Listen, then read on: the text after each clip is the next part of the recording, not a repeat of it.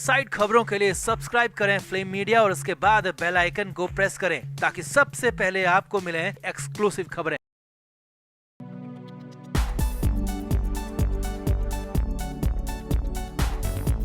तो मुंबई से इस वक्त की बड़ी खबर आ रही है, जहां शिवसेना के राज्यसभा सांसद संजय राउत की तबीयत अचानक बिगड़ गई है। जी हां, खबरों की माने तो राउत को सीने में दर्द की शिकायत के बाद अस्पताल में भी भर्ती कराया गया है। इतना ही नहीं, सामने तो ये भी आया है कि बेहोश होने के दौरान राउत का सिर दीवार से भी टकरा गया था। मीडिया और सोशल मीडिया में संजय राउत की कंडीशन को लेकर इसी तरह के अलग अलग दावे किए जा रहे हैं। तो क्या बहू साहब चौधरी के शिंदे गुट में शामिल होने से घबरा गए संजय राउत, या फिर गारंटर के पाला बदलने से जमानत पर आंच आने से डर गए राउत? आखिर अच्छे भले संजय राउत को क्यों कराना पड़ा अस्पताल में भर्ती?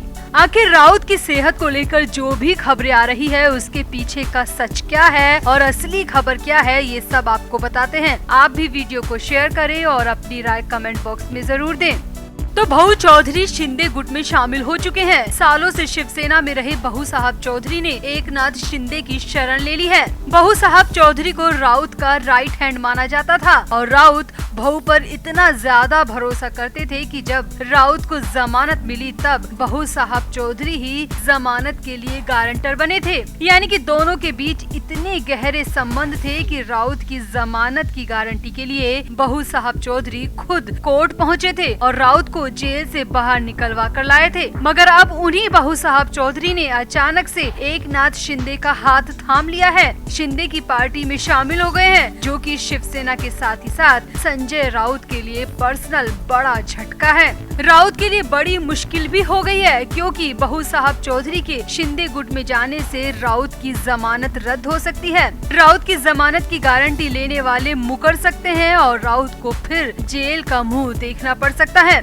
दरअसल शिवसेना में उद्धव गुट के नेता और नासिक के रहने वाले बहू साहब चौधरी लंबे समय से संजय राउत के करीबी रहे हैं और बहू चौधरी ने कुछ दिन पहले ही संजय राउत की जमानत के लिए कोर्ट में गारंटी दी थी और कोर्ट में जाकर कहा था कि वो संजय राउत को साल 2 साल से नहीं बल्कि 30 साल से जानते हैं और बहू साहब चौधरी की ही गारंटी पर संजय राउत को कोर्ट से जमानत मिली थी। लेकिन बड़ी खबर ये भी है कि बहू चौधरी ने न सिर्फ संजय राउत बल्कि उद्धव ठाकरे गुट वाली शिवसेना को पूरी तरह छोड़ दिया है और शिंदे गुट वाली शिवसेना में बहू साहब चौधरी अचानक से शामिल हो गए। अब कानून के जानकारों की माने तो बहू साहब चौधरी जल्द ही कोर्ट में लिखित में भी दे सकते हैं और अपनी गारंटी से मुकर भी सकते हैं। जी हाँ, संजय राउत की जमानत की गारंटी बहू साहब चौधरी वापस ले सकते हैं, जिसके चलते राउत की जमानत फिर से अटक जाएगी और राउत को फिर से जेल भी जाना पड़ सकता है। और सामने आ रहा है कि जब से संजय राउत को ये खबर मिली है, तब से ही राउत की तबीयत भी ठीक नहीं है। राउत की तबीयत अचानक खराब हो गई। हालात इतने ज्यादा खराब बताए जा रहे हैं कि राउत को पहले तो बेचैनी और घबराहट की शिकायत हुई, जिस पर राउत के फैमिली डॉक्टर ने उन्हें रेस्ट करने की सलाह दी। मगर धीरे धीरे राउत की कंडीशन खराब होती चली गई और बेहोशी भी छाने लगी, जिस पर राउत के परिवार वाले घबरा गए और तुरंत मेडिकल टीम से संपर्क कर राउत को अस्पताल ले जाया गया, जहां उनका चेकअप करने के बाद उन्हें आराम करने की हिदायत दी गई है।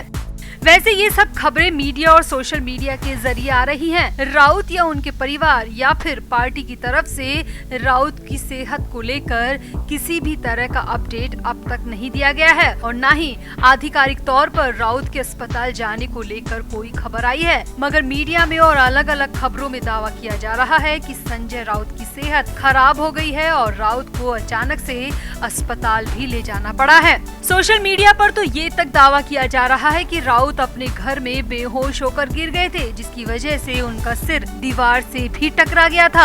अब ऐसे ही कई अन्य और दावे भी सोशल मीडिया पर किए जा रहे हैं, मगर इन दावों में कितनी सच्चाई है, इसको लेकर अभी ऑफिशियली किसी भी तरह का बयान नहीं आया है। अब वाकई में बहू साहब चौधरी के शिंदे गुट में शामिल होने की खबर राउत के लिए परेशानी भरी तो है ही, क्योंकि बहू साहब के जाने से राउत की जमानत भी खतरे में पड़ सकती है और अगर ऐसा कुछ भी हुआ तो राउत को फिर से ऑर्थर रोड जेल में जाना पड़ सकता है, क्योंकि जमानत में गारंटर का बड़ा रोल होता है और राउत के गारंटर तो अब विरोधी खेमे में चले गए हैं। तो देखना होगा कि बहू साहब चौधरी राउत के गारंटर बने रहते हैं या फिर राजनीतिक दुश्मनी के लिए राउत की जमानत को मोहरा बनाया जाता है।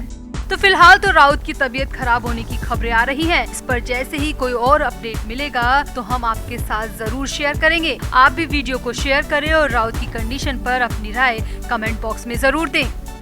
तो महाराष्ट्र कर्नाटक सीमा विवाद बढ़ता ही जा रहा है। सड़क से लेकर विधानसभा के अंदर तक सीमा विवाद का मुद्दा खूब गर्मा रहा है। विधानसभा के अंदर जहां विपक्षी पार्टी ने शिंदे सरकार को घेरा, तो वहीं विधानसभा के बाहर संजय राउत की बदजुबानी ने आग में घी डालने का काम किया है। जी हां, महाराष्ट्र कर्नाटक सीमा विवाद के बढ़ते तनाव के बीच शिवसेना सांसद संजय राउत का ऐसा बयान सामने आया है जो कि अब खुद उनकी गिरफ्तारी की बड़ी वजह बन गया है। दरअसल राउत ने महाराष्ट्र और कर्नाटक बॉर्डर विवाद की तुलना भारत और चीन बॉर्डर पर होने वाले विवाद से कर दी है और ऐसा बयान देकर संजय राउत बुरी तरह फंस गए हैं। जहां एक तरफ कर्नाटक और महाराष्ट्र सीमा मुद्दे पर विवाद थमने का नाम नहीं ले रहा, दोनों राज्यों के बीच बढ़ते तनाव पर अब शिवसेना सांसद संजय राउत ने ऐसा बयान दिया है जिससे सियासी बवाल हो गया है। दरअसल राउत ने कहा है कि हम कर्नाटक में उसी तरह से प्रवेश करेंगे जैसे चीन हमारे देश में प्रवेश करता है। राउत ने कहा कि उन्हें इस मुद्दे पर किसी की अनुमति की जरूरत नहीं है। केंद्र सरकार चीन और पाकिस्तान पर तो खूब बयानबाजी करती है, तो फिर कर्नाटक की सरकार को क्यों कुछ नहीं कहती? वो हमारे मराठियों के हक को मार रहे हैं। संजय राउत ने कहा कि हम इसे चर्चा के जरिए सुलझाना चाहते हैं, लेकिन कर्नाटक के मुख्यमंत्री आग लगा रहे हैं और महाराष्ट्र में एक कमजोर सरकार है और इस पर कोई स्टैंड नहीं ले रहा। इसीलिए अब इस मुद्दे को हम चीन की तरह सुलझाएंगे जैसे चीन बिना किसी की इजाजत के गलत तरीके से घुसपैठ करता है भारत में, हम भी ठीक उसी तरीके से कर्नाटक में अब घुसपैठ करेंगे और हमें कोई नहीं रोक सकता। संजय राउत ने मीडिया के सामने कहा कि जैसे चीन हमारे देश में घुसा वैसे ही हम कर्नाटक में घुसेंगे। इस मुद्दे पर किसी की परमिशन की जरूरत नहीं है। अब हम वो करके दिखाएंगे जो कि महाराष्ट्र और केंद्र में बैठे सत्ता अधिकारियों ने कभी सपने में भी नहीं सोचा होगा। हम शिवसेना के लाखों कार्यकर्ताओं के साथ कर्नाटक में घुसपैठ करके दिखाएंगे और किसी में दम है तो हमें रोक कर दिखाओ। अब संजय राउत का ये बयान दोनों राज्यों के बीच चल रहे सीमा विवाद को लेकर आया है, जो कि पहले से ही काफी उग्र और हिंसक होता जा रहा है और ये मामला सुप्रीम कोर्ट में भी लिस्टेड है। लेकिन ऐसे में संजय राउत का ये बयान उकसाने वाला माना जा रहा है। वैसे आपको बता दें कि एकनाथ शिंदे सरकार को भी इस मुद्दे पर आलोचना और महाराष्ट्र विधानसभा के शीतकालीन सत्र में विपक्ष के हंगामे का सामना करना पड़ रहा है, क्योंकि ये सीमा विवाद अब महाराष्ट्र और कर्नाटक दोनों में बहुत ज्यादा बढ़ता जा रहा है। विवाद से परे अब संजय राउत ने अपना बयान दे तो दिया, मगर शायद परिणाम के बारे में नहीं सोचा, क्योंकि सामने आ रहा है कि अपने बयान में घुसपैठ और आतंकी शब्दों के इस्तेमाल करने से राउत कानूनी पचड़े में फंस सकते हैं। क्योंकि खबरें आ रही है कि शिंदे गुट के नेता अब राउत पर कानूनी हमला करने वाले हैं और राउत के खिलाफ FIR भी दर्ज कराने की प्लानिंग है। शिंदे गुट के नेताओं का साफ कहना है कि जो व्यक्ति सरेआम पाकिस्तानी और चीनी जैसी हिंसक बातें करता है उसे भला इस राज्य में खुलेआम रहने का हक नहीं है। ऐसे व्यक्ति की सही जगह जेल है